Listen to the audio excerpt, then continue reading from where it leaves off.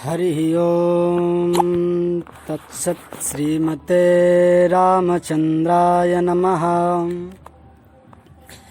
ओम नमः परमहंसाय स्वादित चरण कमल चिन्ह मकरंदाय भक्तजनमानस निवासाय श्रीरामचंद्राय वैदेही सहितं सुरद्रुमतले हैमे महामण्डपे मध्ये पुष्पकमासने मणिमये वीरासने सुस्थितम् अग्रे वाचयति प्रभञ्जनश्रुते तत्त्वं मुनिभ्यः परम् व्याख्यान्तं भरतादिभिः परिभृतं रामं भजे श्यामलम्। श्री सीतारामचंद्र भगवान की। सिंह पुराणांतर्गत श्री सुखदेव जी अपने पूज्य पिताश्री से पूछते हैं, हे पिताश्री, मनुष्य सदा भगवान के भजन में तत्पर रह करके किस मंत्र का जप करे जिस मंत्र के जप करने मात्र से सांसारिक सभी प्रकार के तापों का समूलतः विनाश हो जाए, यह कृपा करके आप मुझे बतलाइए। व्यास जी कहते हैं, हे पुत्र, अष्टाक्षरं प्रवक्ष्यामि मंत्राणां मंत्रमुत्तमं यः जपन्मुच्यते मर्त्यो जन्म संसार बंधनात्। हे पुत्र, अष्टाक्षर मंत्र जो है ये मंत्रों में श्रेष्ठ है।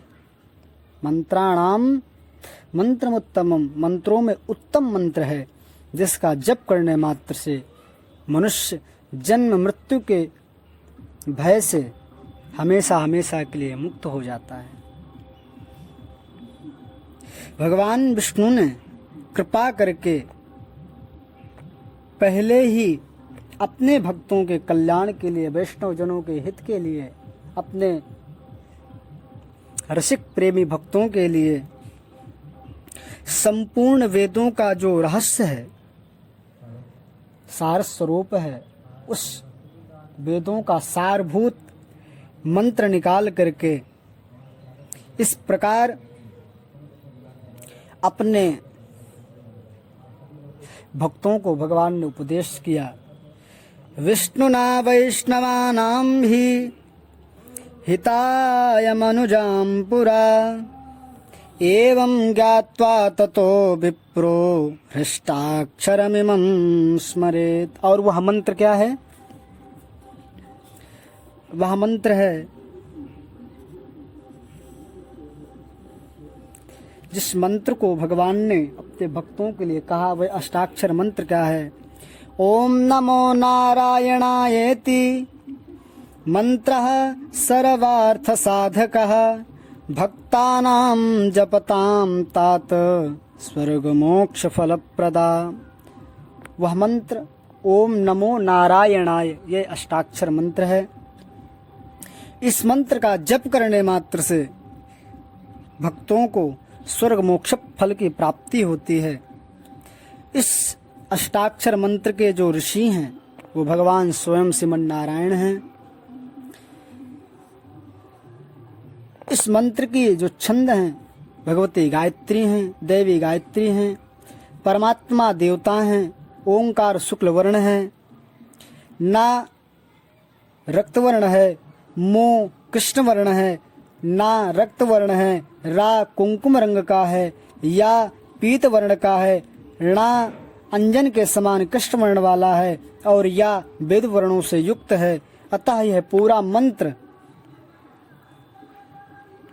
अष्टाक्षरस्य मंत्रस्य ऋषिर्नारायण स्वयं छंदसा दैवी गायत्री परमात्मा च देवता शुक्लवर्णं चोंकारं नकारं रक्तमुच्यते मोङ्कारं वर्णतः कृष्णं नाकारं रक्तमुच्यते राकारं कुङ्कुमाभं तु यकारं पीतमुच्यते नकारामञ्जनाभं यो यकारं बहुवर्णकम्। अर्थात यह जो अष्टाक्षर मंत्र है समस्त सिद्धियों को प्रदान करने वाला है।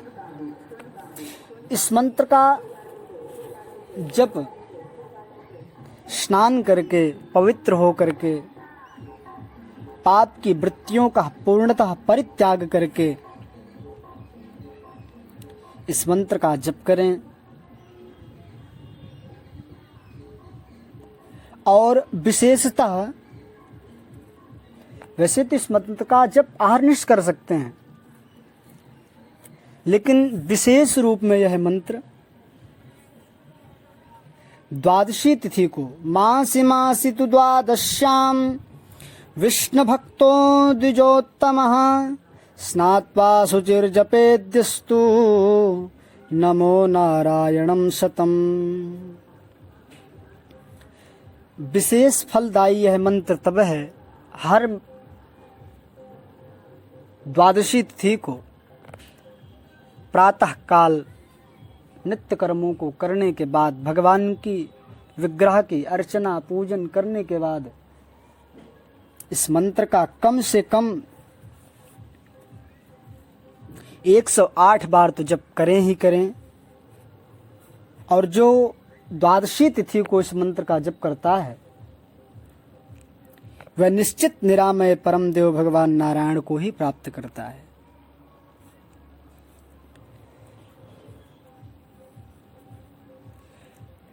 इस मंत्र की सबसे बड़ी विशेषता है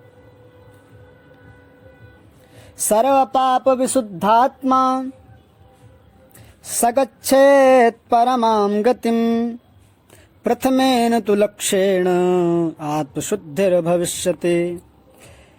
कोई भी प्राणी इस मंत्र का जब जप करता है, ओम नमो नारायणाय इस मंत्र का जप करते ही, उच्चारण करते ही महापातक से युक्त वह जीव मुच्यते मुक्त हो जाता है। इसमें किसी प्रकार का संशय नहीं। और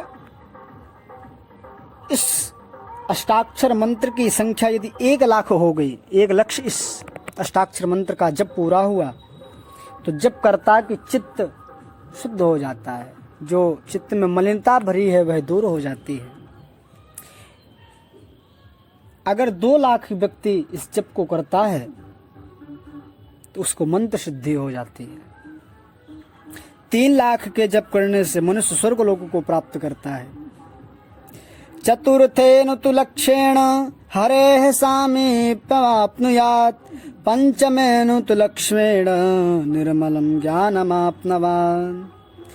4 लाख पूरा होने पर जब इस अष्टाक्षर मंत्र का जब 4 लाख हो जाए तो उस जीव को भगवान विष्णु की सामीप्यता प्राप्त हो जाती है, भगवान विष्णु का ही स्वरूप मिल जाता है। 5 लाख पूरा होने से उस जीव को उस दिव्य ज्ञान की प्राप्ति होती है जिस ज्ञान से जीव का कल्याण होता है। शास्त्र कहता है ऋते ज्ञानान न मुक्ति है, बिना ज्ञान के मुक्ति नहीं होते। लेकिन कौन से ज्ञान से मुक्ति होनी है? शास्त्र तो अनंत हैं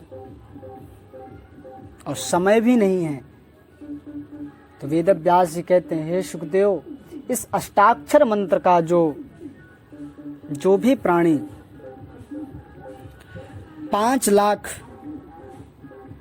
इस मंत्र का लगातार जप करता है और संख्या 5 लाख पूरी होती, 5 लक्ष्य हो जाता है, तो उस प्राणी के अंदर, उस जीव के अंदर उस दिव्य ज्ञान की प्राप्ति हो जाती है जिस ज्ञान से कल्याण होना है।